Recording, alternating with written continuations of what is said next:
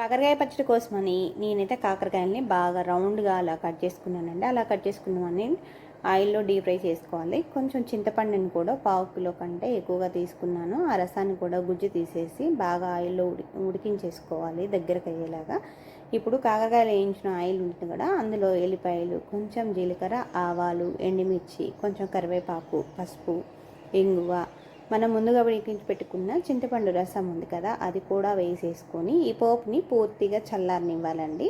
పూర్తిగా చల్లారాక మనం ముందుగా వేయించుకున్న కాకరకాయ ముక్కల్లోకి 1/2 కేజీ వరకు కారం వేసుకొని, 1/4 కేజీ కంటే కొంచెం తక్కువగా ఉప్పు వేసుకొని, జీలకర్ర మెంతుల పొడి, ఎల్లిపాయలు పేస్ట్ వేసుకున్నాను.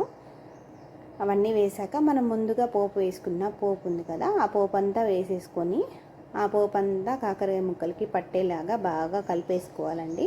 అలా కలిపేసుకొని ఆ బేషన్లో కొంచెం అన్నం వేసుకొని వేడి వేడిగా తిన్నామనుకోండి, చాలా టేస్టీగా ఉంటుందండి. పచ్చడి అయితే చాలా బాగుంది.